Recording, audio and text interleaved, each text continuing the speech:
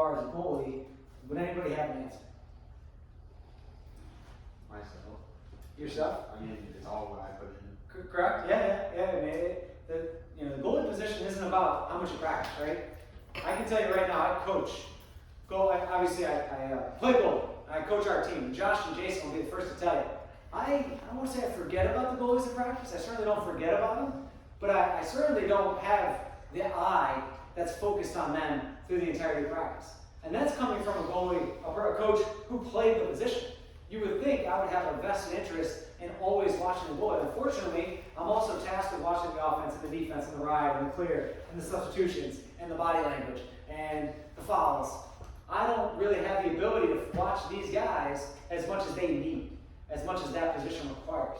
That's why we're very lucky to have Coach Cornelius, who is solely focused on that position. But that means, if I'm saying that, somebody who's been, my eye has been trained at this position for 25 years now of playing and coaching it, then how often are you really getting critiqued during a 3-on-2 drill, or doing one-on-ones, or during a scrimmage, or during riding clearing? Really, the only time you get critiqued is when you throw the ball away, right? That's when the coach yells at you. Or when you give up a goal. That's when the coach maybe makes it, oh, you gotta have it. How many of you guys have heard that? You gotta have that one. Josh, you ever heard that too? Of course I'm supposed to have that one, Coach. I appreciate your feedback, man. I get that. Oh, how? What did I do wrong? What is the feedback of why I didn't make that save? It's the only position where that gets neglected. I use with one of the groups today. If there's 10 guys on the field, and one of them's a goalie, and you have 50 guys on a roster, like we do, and 5 of them are goalies, how many of that 10% of people is going to become a goalie coach? What's that? One, right? Maybe one. Maybe one. So that's how few coaches there are, just because that's the percentage of goalies that learn how to coach the position there are. So you really have to take a step back, and I would challenge you guys with this tonight, to spend an hour in personal thought about what's my philosophy. And if it's okay with you guys, I'll share with you my philosophy as a goalie, as I used to. I'm retired now. I'll never get back in the cage again, because I've done it enough. Now I get to just watch you guys. But my philosophy as a player was I want to be the most reliable teammate on the field. I want to be able to control the uncontrollables outside of the crease, and I want to do what's required in the crease. And the way that I defined that was, how can I be an impact player for 60 minutes? So if there's 30 shots in a game, on cage, which is about average, and Jason is to make 15 saves, which is a pretty good day, right? 15 saves in a game is a pretty good day. That means how many goals did you give up? 15 goals. Of those 30 seconds, right? It's about a second and a half, we'll round up, to make a save. That's about 45 seconds of time impacted in a game. Is that how much you impact a game? Yeah, I would like to think no, right? But the way that we train is often based on only those 45 seconds. So how much do you train your communication? Your ability to provide clear communication. How many of you guys have ever practiced communication? A few guys, give me an example. Like letting the whole defense know where the ball is. And let me ask you this, though, great point, but do you practice that, or do you just do it during a drill? We take time out to practice that. You do? That's great. Give me somebody else that raise your hand. I've done it, I've looked in a mirror and worked on it. Looked in the mirror? Yeah. To build confidence when I first started. Yeah, absolutely. That's fantastic. That's a great answer. Who else? No? Yeah. We used to use drills like start penetration drill, where you tell them when to slide even. Yeah, those are things that are really valuable to the position that often get neglected. Right? You guys focus a lot today on footwork and hand-eye and stick work and all those things that are incredibly important, but the way that you impact a game outside of those 45 seconds is often a lot of the intangibles. The ability to communicate and communicate appropriately. So I'm going to share with you guys kind of as we go a little bit of anecdotes or stories behind that. So I'll share with you my first story. When I was in high school, I was a sophomore, and at our high school, you didn't play varsity until you were a junior. And I had a chance to make it as a sophomore, and I had a tryout, and I didn't make the team. And I came back to JV practice the next day, and obviously I was a little bit deflated, right? That was a big opportunity for me. And I just came back with a great passion and energy for my teammates. And I'll never forget it, one of the greatest moments of my career. Tom Downey, at the time, who was my coach, pulled me aside. I was at a parking lot in Syracuse, New York, and he said, "Man, I gotta be honest with you, I thought you were gonna be a real asshole. I thought you were gonna be a real jerk. Right? I mean, you just kind of assumed, all right, I didn't get what I wanted. Things didn't go my way. So my behavior, my body language, the way that I communicated, I was gonna be more looking down on the guys with me versus coming back with a great sense of energy and urgency. And that moment taught me so much about the rest of my career. It taught me that how you communicate, how you can look in the mirror, what your body language is when you provide criticism, how you talk to a defenseman when they make a mistake, how you talk to a defenseman when you make a mistake, how you talk to the other side of the field when they're maybe not producing as much as the defense is producing. That could be just as impactful as your play, as your ability to stop the ball. So I'll share with you the kind of the end of the rainbow of that story. In 2018, I was trying out for Team USA, and I had not made it in 2014. I was an alternate in 2014. I was playing the best lacrosse I've ever played in my life. And sometimes in our position, it's circumstance. It's the coach's preference. It's style of play.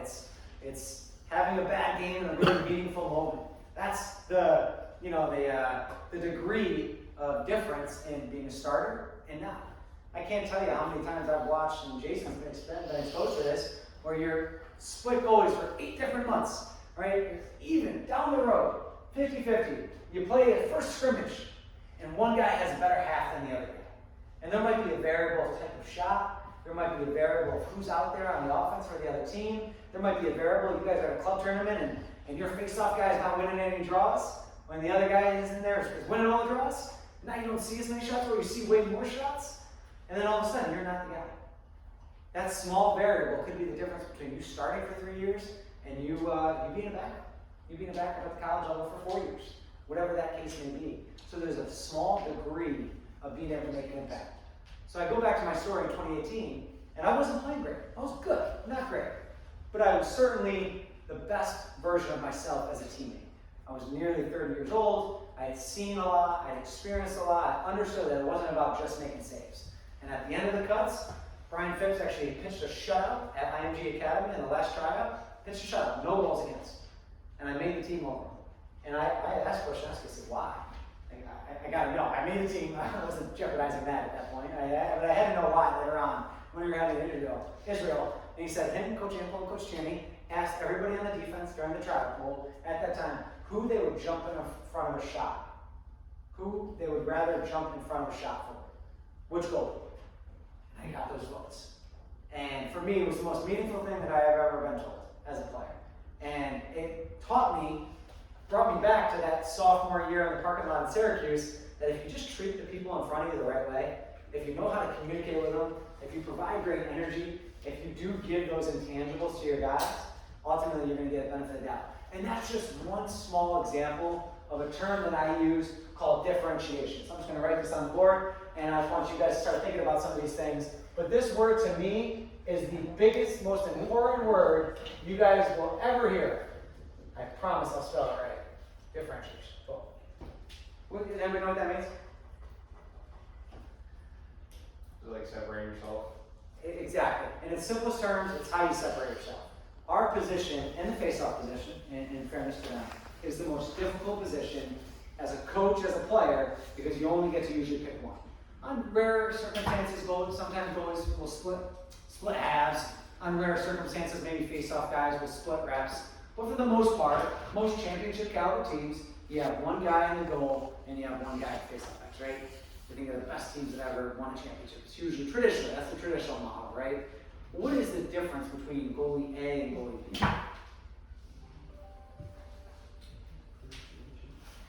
Differentiation. What is that feeling though? Do your coaches, any of your coaches, tell me at club or high school level, do they record the amount of saves that you make in practice?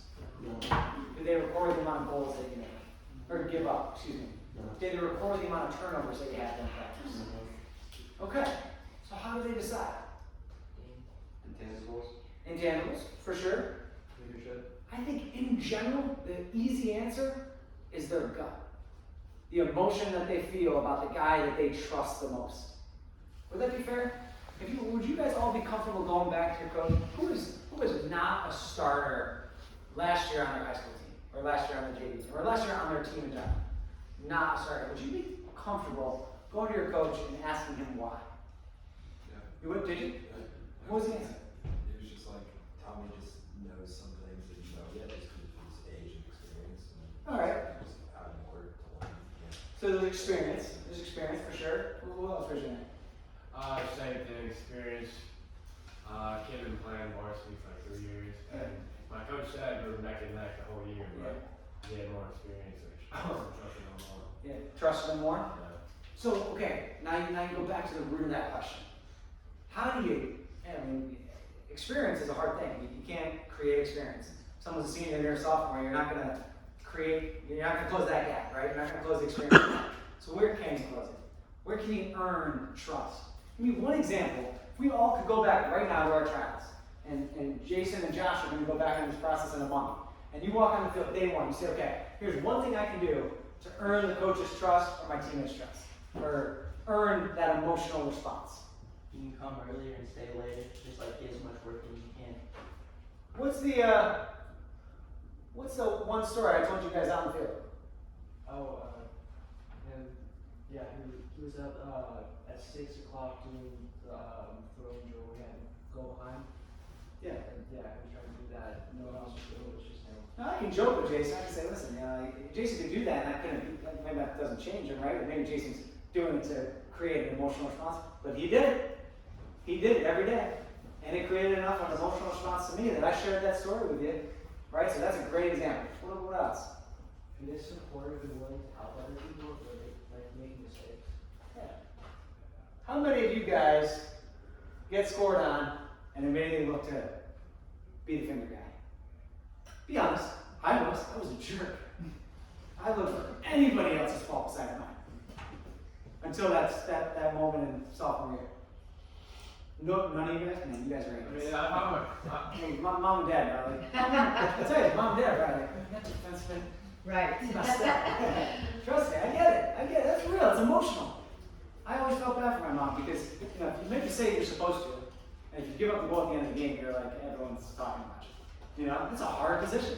It's a harder position for your parents than it is for you. Because I tell you, where do the older parents always go? They go to the ends of the field, right? You don't want to hear a word from any other parents. Yeah, you don't say other parents. That's true. That's emotional, but that's also true for you guys. Or we move That's also from true one for your side to defense the other depending on the half. That's the type of emotional response that you can create and evoke in your position. So let me ask you this: what does it feel like to you guys when a defenseman turns around and says, or a coach turns around and says, "You should have had that"? Has that ever made any of you guys play better? Okay, so that's a great thing to learn about your teammates, because it's the same thing for them. Good job, man. You gotta stop that. Oh yeah, I know I gotta stop that guy, man. I know. They know. There is no benefit in you putting the blame on them. What I can tell you there's great benefit in taking responsibility, even if you don't feel like it's your fault. That is part of your role. If you really want to be the goalie, the leader, the quarterback of the team, I think one of the easiest things you can do is not only be supportive, but be willing to be strong enough to take responsibility. Because what does that do? Sets a standard. Sets a standard. Sets a tone amongst your defense. What does it also do? Don't take it away from them. Exactly. And by taking away from them, you put them in a position to want to play for you. If you take responsibility for them, you put them in a position to want to play for you. Because there's very few guys that get riled and excited when you put blame on them. But I can tell you, and I challenge you guys all to try this, go back, next time you give up a goal that maybe is on the doorstep, or maybe is time in the room, or from 5 yards, and immediately look at your team and say, hey, I got that one. That's on me. And watch the response of them. Watch their body language, and watch the next possession. That's really important. Okay, give me another way to differentiate yourself. Yeah. Effort. Give me an example. Trying your hardest always. Yeah, I get you. But I think that's kind of a fluff answer in a good way, right? It's a good answer. But give me an example. Give me a tangent. Staying at practice later, getting there early. Yeah. Putting in more time. Yeah, I think it goes back to this, right? What else? Yeah. Hustle. Hustle. Give me an example. Like, don't walk. Like, between drills. Yeah, or run between drills. What's an in-game example that goalies can do that provides great Oh, results? run, shake, and run. Jason and Josh, what do we do on every end line? We dive on every end line. Jason and Josh, do guys get more excited about when you make a save or when you get a steal on the end line off the bat? Yeah. That's another perfect example. Everybody expects you to make the saves. But what they don't expect is the goalies, who are the lazy guys, right, or maybe the guys that don't have to do running during practice, to have great effort. Guaranteed, you guys go this season and you dive for end line and you steal possession and you will evoke an emotion on the sideline that you wouldn't with a save. That's a fact. Give me another one. Yeah. Being short-minded. Short-minded. What does that mean? So like if you do get scored on, you just next rep and say the next one. So, Oh, what did I say?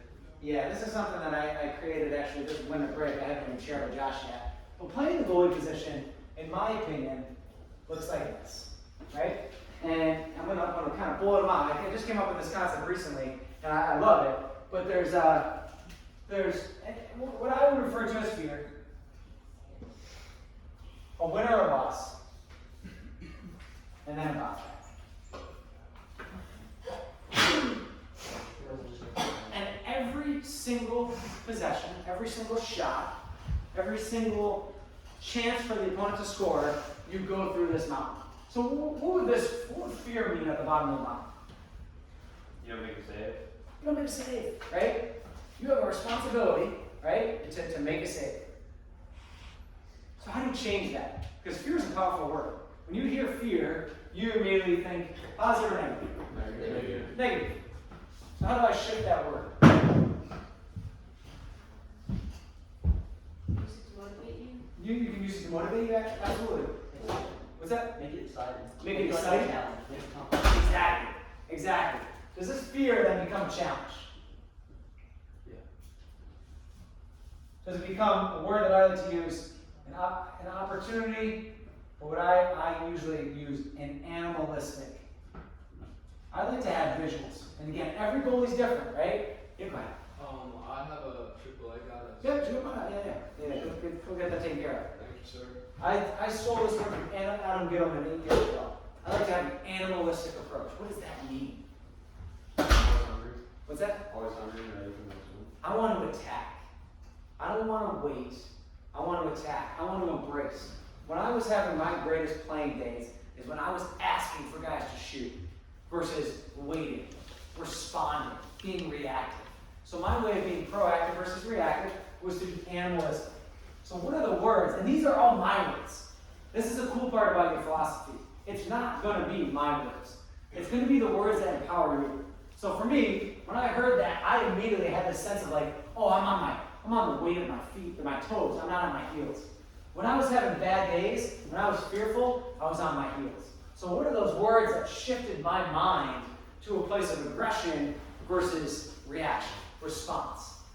That's how I shifted that blue word into the more powerful words in black. That make sense? Now again, that doesn't need to be what you do, but you have to find what shifts your mind in the game. Maybe you're down 5, or you give up the first 3 goals. Or, for me it was always certain alley dodges to my stick side. And you and I talked about, I couldn't save anything stick side though. So I knew when Brendan Loftus would dodge on the line practice, my freshman year at Syracuse, if he shot stick side low, it wasn't like, oh, maybe I was like, oh, that's going in. And I know. Right? And that's truly what I believe. And what happened? It went in. When you believe something's going to happen, more often than not, it does in our position.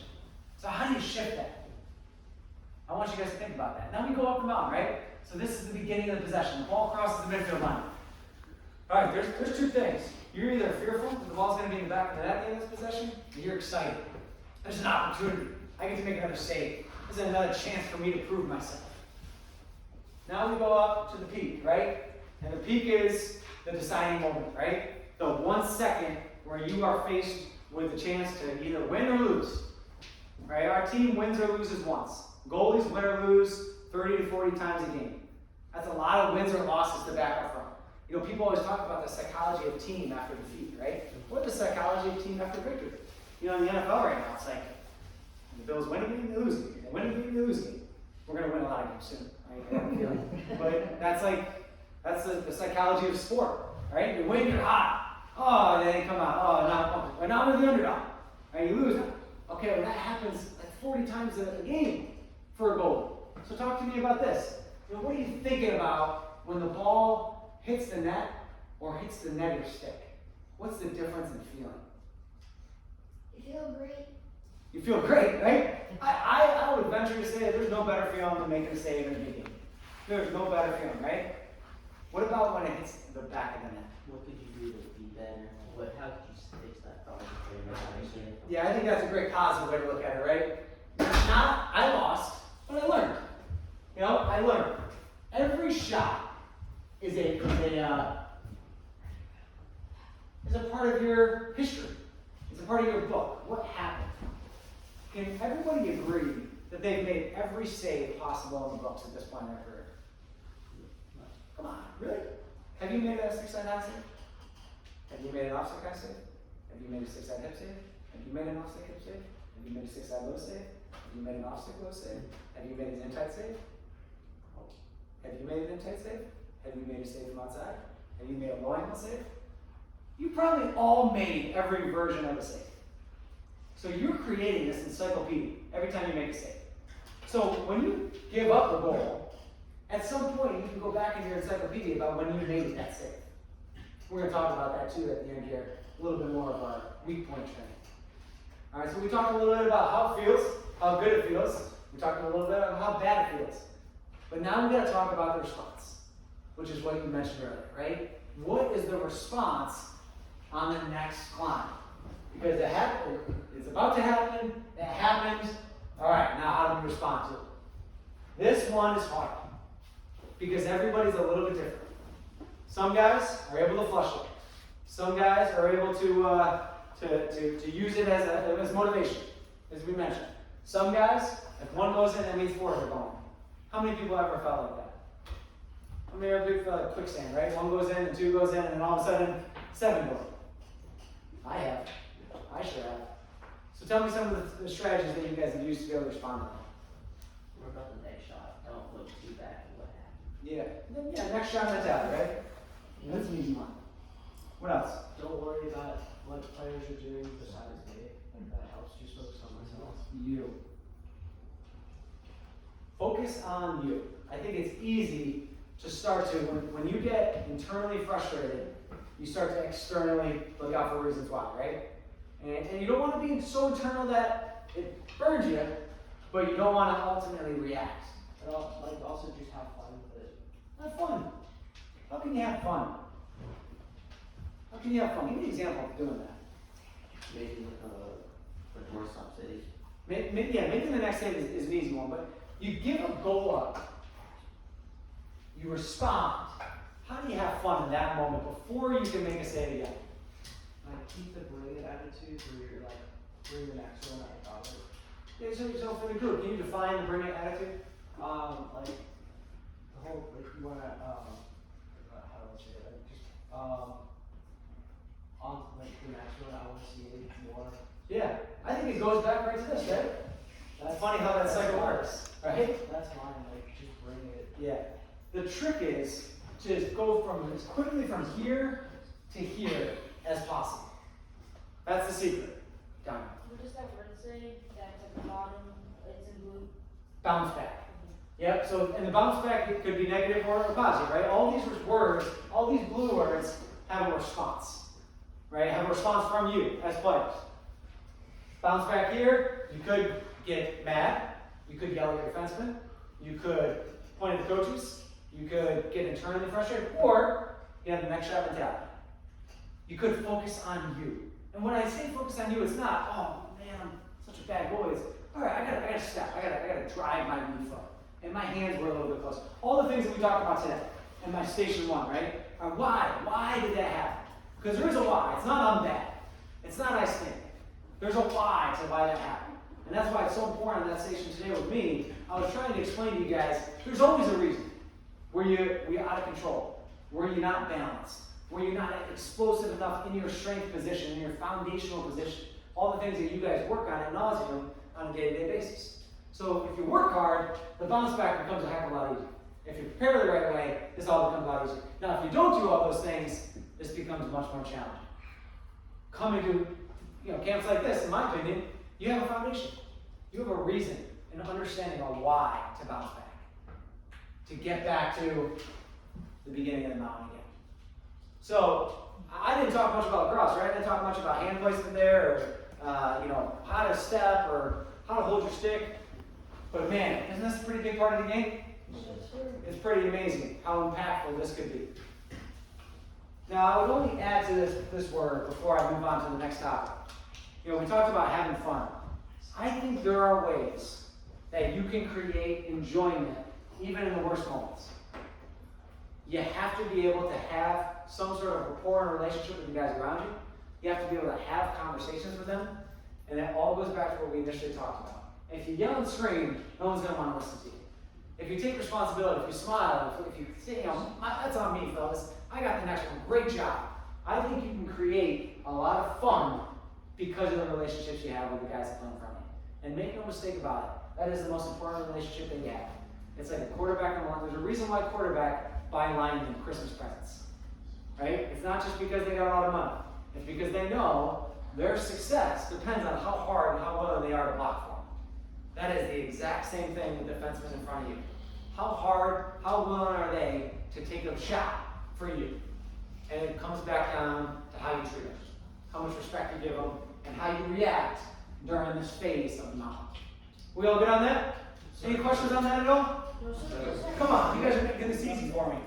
All right, good. Well, I want to before we open it up for questions here, I do want to just wrap it up a little bit with what we're doing next.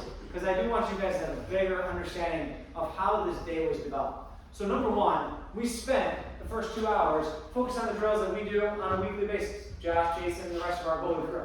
These are the things we do because, unfortunately, the boring drills have to become the muscle memory, as we talked about, which I'm sure you guys have heard that phrase a million times. The muscle memory of what we do on the field is developed in the minutiae of those drills before and after practice. We talked about the ability to get to practice early. The ability to be able to make sure that your warm-up is taken care of, so the rest of practice, you're part of the team. I think there's this easy exit door for a lot of goalies who kind of go through the reps of their warm-up and their drills while the rest of the team is doing skill work and stick work and all the parts of the game that are important to you, but you maybe neglect because you're doing the warm-up. You have to understand the warm-up is unfortunately not a part of practice, in my opinion. It has to be outside of practice, focused on you, so the rest of practice you're with the team. Because you are just as required to have stick work and ground ball and communication ability and relationship to the defense. That's one of the things I learned in Syracuse that was the differentiation for me. I learned how to play wall ball with 2 hands. I maybe threw the ball left-handed 5 times in my freshman year. But I'll tell you a quick story. Peter Colaccini was a starting goalie at Syracuse when I got there. He was 54% there, 2 years into the system. He was a senior, so he had the experience. He had the game day experience. He had the age, he had the size, he had the relationships with the defensemen. All 3 defensemen that I played in front of were 5th year senior, senior, junior. So he had a relationship with those guys. The difference was I could throw with 2 hands. I would talk to my teammates. Every Christmas I would write my own letter about the expectations for the season. I went outside of just, I knew if I was going to race his Mustang with my Camry, I wasn't going to win. So I had to suit my Camry up. I had to find every way to figure out how I could make that Camry look like a Corvette. And that's what I did. And if I did not do that, he had 2 more years. He ended up transferring after that year to grad school. I probably never would have played until maybe I was a junior. And my story would have been totally different. I may have never played as a junior. Who knows? Who knows what happens at that point? But the difference was I came in, I could play with both hands. Think about that. If you look back into the annals of time and say, why did John Galloway ever get a chance? It's because I can play left and right hand. It's kind of embarrassing to admit, but it's true. That's differentiation. So there's a lot of intangibles, obviously. There's a lot of things that you can do tomorrow at practice. What I would challenge you guys with as we go and we start to see live shots here, and gosh, 20 minutes, we're going to get into it. Can you play with both hands? How consistent are you with your current hand? Is every pass you throw on a roll? When a coach watches you clear, do they have an emotional response positively, or do they have an emotional response negatively? I can tell you as a coach, when a goalie has a ball, he makes mistakes with it, it makes you nervous. It makes you nervous about what's going to happen. You make 100 saves, but you can't clear the ball. It makes it really hard for us to have success. That's a differentiation. What do you do outside of the net? Can you pick off passes? Are you aggressive outside of the cage? Can you pick up ground balls? How do you communicate with the defense? Are you a guy that stays silent? Are you a guy that talks, but just talks to talk? Nobody's hearing what you're saying, you're just yelling. Or are you a guy that uses your teammate's name? Hey, Jason, doing a great job, a little bit to the left. Hey, Josh, you're my one side. Hey, Pat, I need you helping backside. Clear, concise communication. Those are things that differentiate you as well. So I don't want to just stop, and I don't want to be all fluff, because I told you at the beginning, I grew up without this. I didn't get the experience that you guys have and that I got as a professional player. I got to learn more about the psyche of the position. I learned about footwork, 6-inch explosions, my top hand, playing ball. That's what I know. And then this was that. But I do think there's some value in some of those tangibles as well. You know, we did that clearing drill at the end. I would tell you, if I was providing a quick evaluation of everybody, I would say the number one thing is our stick work. I have not seen you guys take any live shots, but I would say everybody could leave here, and probably the number one thing they could focus on is your stick work. But a lot of it, and how many of you guys, when I asked you, told me, well, yeah, when the team's doing stick work, what are you doing? Warming up. Warming up. That's not a surprise. There's a direct correlation there. Does that make sense, everybody? Now, again, I don't want out of fear of talking too much, because I just talked to you guys for 38 minutes, and Josh will tell you sometimes guys doze off in the film when I talk too long, right, Josh? Yeah. Josh has been called before. I've caught him in the back. I want to be able to answer any questions you guys have too, because the truth is, you know, I've been exposed to a lot of different ways to do this. I've been exposed to a lot of different great players. I can tell you right off the bat, I was never the best ball stopper. I was never the best goalie in the room, but I got to learn from a lot of great ones. I got to learn from a lot of great coaches as well. So I want to be able to turn it to you guys and spend the next 10 to 12 minutes answering your guys' questions and allowing you guys to feel like you have an open door access. We don't get to do this very often. It's special to me when we do, because we just don't really get to focus on this position exclusively. So my mind right now is solely on your position and how we can make you guys the most successful, and how we can walk out of this room and you feel like you left here today with 30 different things, 15 different drills, and 5 different things that you want to apply to your philosophy as a goaltender. And moms and dads, that includes you guys. If you have any questions at all, because I know this is a unique one. It's a unique one for you guys as well. I can tell you my mom begged me not to play the position for 3 years before I finally punched through and was able to make it happen. And it's a unique one. It's a unique one for families. It's a unique one for recruiting. It's a unique one for club teams. It's a unique one for psychology. It's a really special, unique position. So I want to turn it over to you guys and be able to talk a little bit, open door, honest as possible before we get back on the field. And just as a reminder, the rest of the afternoon is competition. It's seeing live shots from our shooters. We're going to ask them to tempo themselves early on, and then we're going to ask them and allow them to give you what you want. And I would just add, just like I said at the beginning of the camp, this is not about us. Your families, your friends, the folks that allowed you to come here and made this investment for you, made it for you to get exactly what you want. So it's not about our curriculum. It's about giving you what you need. If you need more shots, you need harder shots. If you want shots from different locations, this is about you for the next 2 hours, where we are going to compete, which is going to be a lot of fun. Sound good? All right, so what questions you got? Yes, sir. What's the best way to be seen by colleges? Awesome question. I think the most important piece is to identify what you want first, because there's people say colleges, but there's like 1,000 colleges, right? Is it Division I? Do you want to play Division I lacrosse, and that's the make or break? Is it small school? Do you want to stay in the South? You have to recruit for yourself. You know, I was lucky that my high school coaches gave me a list of 10 schools and said, hey, this is where I think you can play. Because I would have no idea. I probably would have gone to SUNY Portland if I didn't know any better. But you have to look at what you might want to study. That'll filter it down to about 100 schools. You want more than 10,000 or less than 10,000. That'll filter it down to 50. North or south of the Mason-Dixon line. That'll filter it down to about 10 or 20. And then that's when we start to get in front of those coaches. But don't expect that every coach is going to see it. The truth is, right, you might be at main stage, and I'm at halftime of this, and I'm watching Tommy, and then, you know, he's in at this half, and I flip fields. Well, There Garrett goes, now I'm not on the field. So I didn't see it. And that happens all the time. Hey, what half did you play? Oh, I was only there for the second half. I missed you. And that's the hard part, especially with this new club thing, where there's always two boys. Good question. Yes? I do better communication. Drills. Awesome question. Coach Cornelius came up with a great communication drill for our guys this year. It's hard. I think for you have to find your voice, right? Some guys yell and scream and are crazy. Some guys are very loud, but they're very concise. Some guys like to talk a lot. You have to find those, I call them inflection points. Like, what do you really need your guys to know? I need them to know who the one side is. I need to know if they're lined up correctly. I need to know when they're at an area where the offensive player is a danger. If you're talking anything else, they can't hear you. And even if they can, they got to cover this guy, right? Think about the guy that's got to cover Mikey Sowers, and he's also got to listen to you. That's really hard. So there's got to be 3 or 4 inflection points where your voice changes. I think that's what's important. Yeah, not just a monotone voice. Think about your science teacher that has a monotone voice. It's a little bit harder to listen to, right? Do you think goalie should flop when making like a bounce shot save? It's a great question. We were talking about this earlier. The answer obviously is no in an ideal world. But the second truthful answer to that is if you make the save, you make the save. Now, there comes a control aspect of that, because if you're flopping, you're probably not controlling the ball, or not controlling it consistently. So I think it is about finding who you are as an athlete. And again, I think it's part of your philosophy, right? Like I think, Blaze, great example. I use Blaze because he was a teammate of mine for a long time, and now he's obviously considered the best.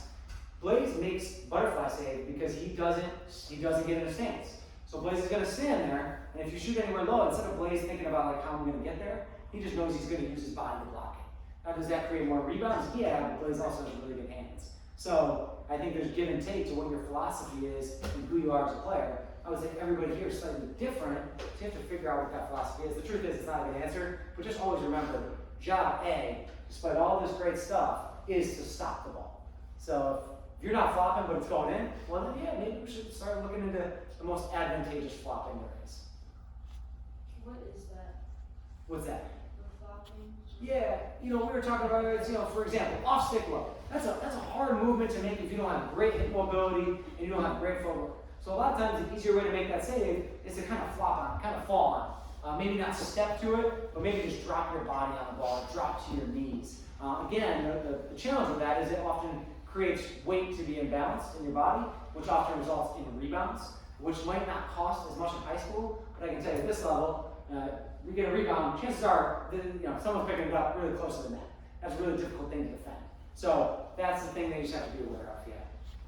Ways to like lock out the ways, like when someone says, "Oh, you shouldn't have had that," I would just stay in your zone instead of playing that throw mentality off. That's a tough question, and Kip Turner played at the University of Virginia, played in the MLL for years. He had a button, we pretend, and he had like a little button on his arm. That was like his reset. He was one of the greatest goalies I've ever played with. Super calm, collected. You think it's kind of weird. You never guess Kip would have that, but he had a pretend button on his arm, and he was just a memory supply. Tiger Woods has a sports mentality where you can have an emotional response for 10 seconds. I used to use that probably more than a Kip thing, but have an emotional response, but give yourself a window. All right, I got 10 seconds. I can be pissed about it. I'm mad. That was frustrating. Coach is saying this to me. That's annoying.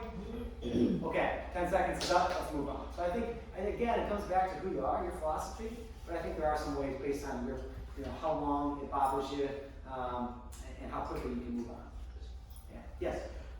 Many times during warm-up, the top shooters are warming up the rest of the team, and you may have guys that are like coaches that are not exactly who you want actually warming up a goalie. What should we be concentrating on to make sure that our goalie actually gets a good warm-up? Yeah, that's a great question. I do think having good shooters, for me in college, I had coaches shoot on me, but it was kind of a technique warm-up. Then I had shooters at the end. And then as I moved throughout my career, when I started to need more velocity, I tried to change up my shooters, righties, lefties, Canadian guys, versus Josh Cameron was like my foundational warm-up guy. Now, I used to have to get in fights with the coaching staff because I needed him for my warm-up, and my warm-up for me was like my practice. Everything else was a bonus. So I would keep Josh longer into the drills than it affected practice, and we used to fight about it. So there is this balance of what do you need, and I think it's about planning your week out. I don't think every day should be the same.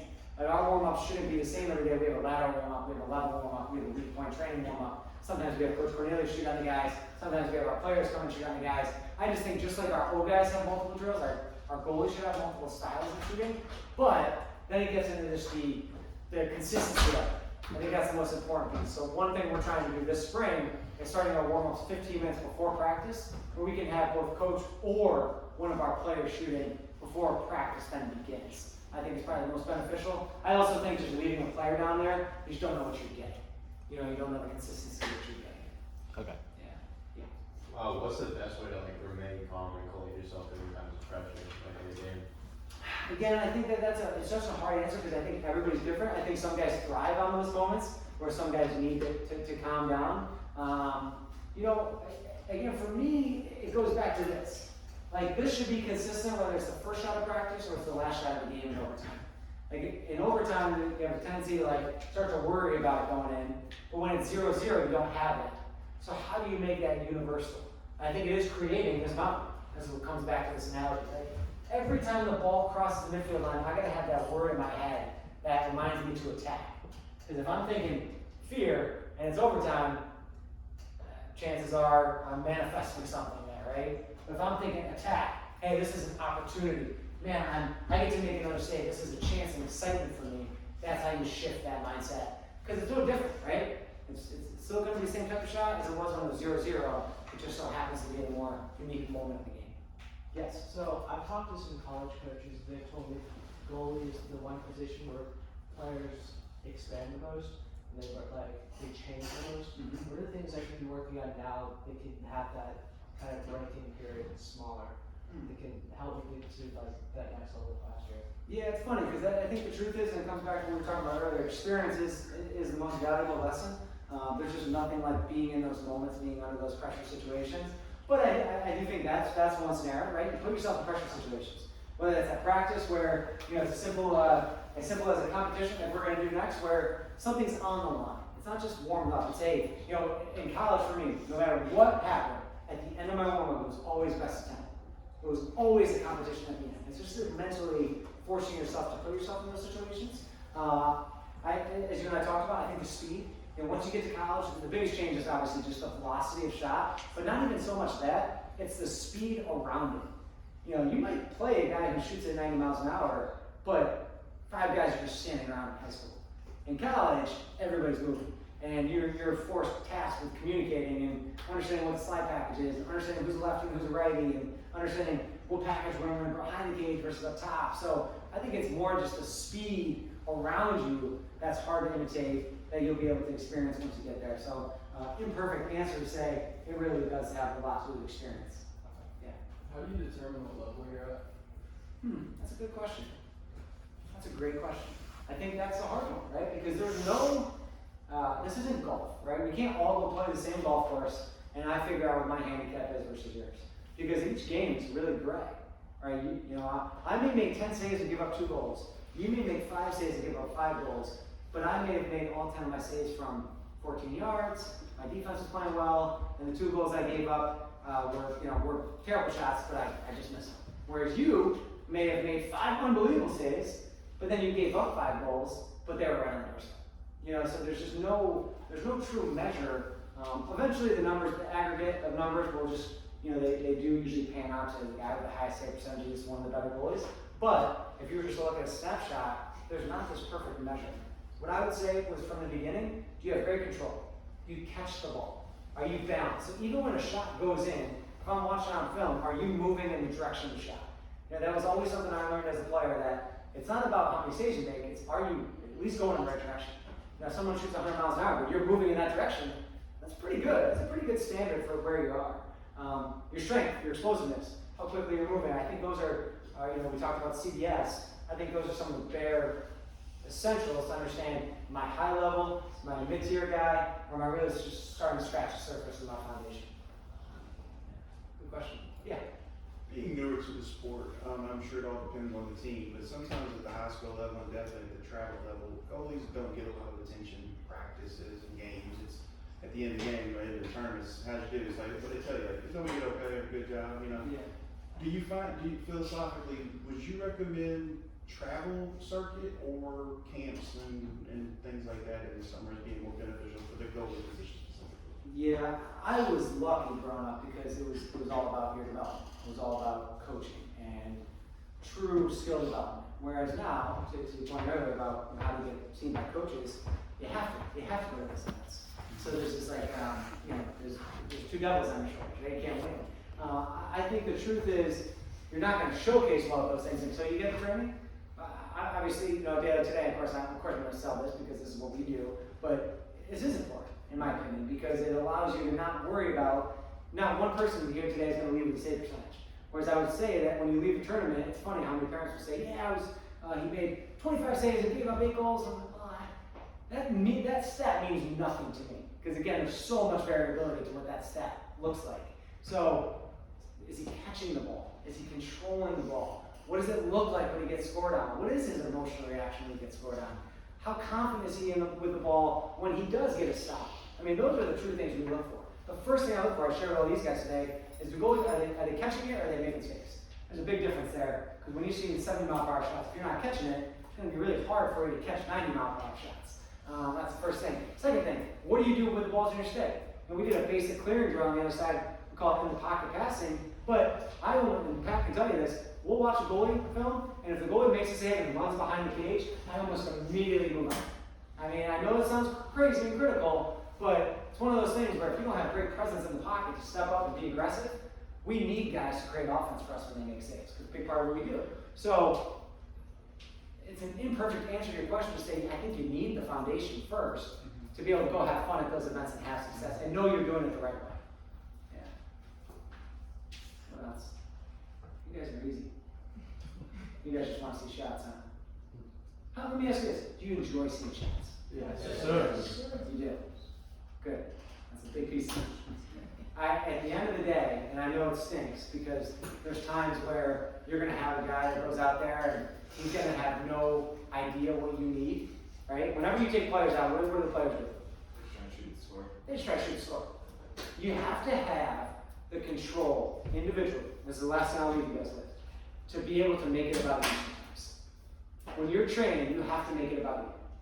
So the first thing I do, the first day I get back into training, is I set the chair up in front of the goal, I set my phone on it, I go back into the net, and I just go through all of my motions.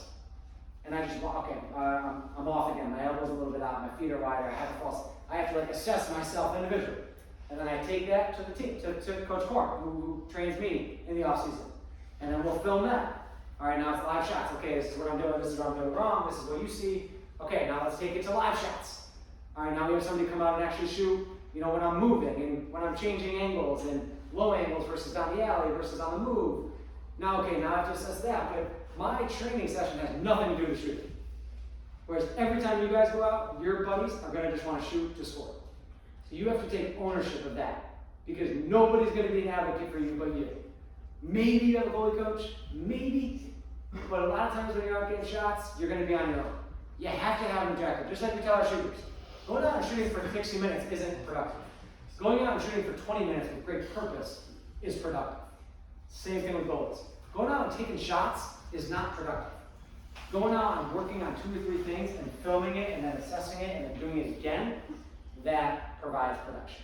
So be your biggest advocate because nobody else will, unfortunately, in our position, but that's why we're here. We're here to try to provide those insights, those tips, and then be a resource for you guys moving forward. Sound good? Yes. Just one, this is kind of off the wall. Is there a person, be it a player or a coach, teammate, somebody that had a big impact on you as a player, both in high school, college, pro, and why did they have that kind of impact on you? Great question. Yeah, Tom Downey, he taught me everything I knew about how to act as a goalie. Tom Downey was my middle school science teacher, ended up being my JV, my middle school science teacher, my modified football coach, and then my JV lacrosse coach. Taught me everything I know about how to behave in the cage. Taught me everything about humility and communication and the foundation. Go up to the next year, Bob Deegan sat there at every practice, after practice on the wall for 20 minutes, I had to hit the same 3 bricks 20 times with each hand. Same 3 bricks 20 times with each hand. Bob Deegan sat out there in the freezing cold after practices on the pavement and made me do that. And that was the reason why I ended up playing at Syracuse. I give him full credit. Kevin Donahue, Tom Donahue's brother, was also my middle school science teacher, was my assistant coach at Syracuse, was my positional coach, taught me everything about angle play, taught me everything about understanding the game more than just the position. So I learned how to run the defense. I learned what we were doing, what we were trying to do, what our goals were, where I was trying to get the ball to go to. Taught me how to communicate pre-whistle. What I mean by that is, what is my verbal communication with the guys before the ball crosses the midfield line? He taught me to be a pro. So those were the three guys that impacted me dramatically. Coaches, from players, I talk about this. The relationship I have with the defense started with Kyle Buttermillo, Sid Smith, Evan Brady, Joel White, Kevin Drew, Tim Harder. Those guys, I just forced myself into their lives. I literally, my freshman year, I'll never forget, I was sitting next to the Christmas tree my freshman year, and I wrote a Christmas letter to the entire team. This is Syracuse University, we were number 5 in the country, 5th year senior Mike Lavelle touring. I was a freshman, I was 18 years old, and I wrote a Christmas letter, essentially just thanking them for letting us be a part of the family, telling them what we were doing in terms of our work ethic and our expectations, and also telling them how we were going to help them win a national championship. And it was very, very outside of my comfort zone. But it was because I knew that the relationship that I had with those guys was going to be the most important piece. I'll share with you the last story.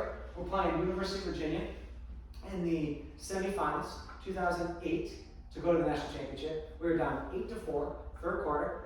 Danny Gladding took a shot at the top of the box, deflected off of Joel White's stick.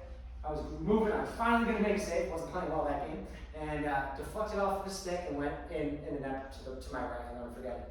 50,000 people there, Gillette Stadium, and it was 9-4, third quarter. I got up and I laughed, and I looked right at Joel and I smiled at each other, and it was just like this. Like, I chose that to be the bounce back moment, and we ended up going on. We won in double overtime, 10-9. We ended up winning the national championship 2 days later, and that relationship with him, where he would never look back and be like, "That was your fault." I knew that, and now we were roommates and best friends and all that great stuff. But he would never blame me, just like I would never blame him. And people don't remember that. They just remember the 10-9 overtime win, right? They remember Mike Lavelle scoring the goal. But that was, in my opinion, the change moment. And that was obviously the relationship that I had with one of the guys at the time. So, yeah. But what did you do, like, when you had that, until the transition, like, what were you thinking at the time? Like, what gave you the motivation to really, like, power it up and win? What kinds of things were you thinking, for our It's a great question. I'm not thinking anything good that I would share. How did you do it? Like, what motivated you to, do that? Yeah, it was about going as badly as it possibly could. Again, first big stage, a lot of people, you guys are all going to be in those moments in some capacity, and it is going south. And honestly, the shift was his response. And it really changed my ability to say, okay, this isn't totally my fault. Because in a moment like that, when my mom is in the stands, and then there's 50,000 people there. I was one of the people who used to go to the Final Four. And it was like devastation. And then that moment was really the bounce back. That's why I talk about that moment all the time with people that I play with, because it was, for me, my way of saying, hey, if you don't directly point the finger at me, I'm going to be able to figure it out. Like, if you have my back, I promise I'll have yours. And I think that was the bounce back moment. And after that, it was like a weight off my shoulders. You felt like you could move again, like you weren't in quicksand. So the answer, I guess, was it was going really bad until then, and then I was able to do the shift. You guys ready to go have your moment? Yeah. All right, so here's the deal.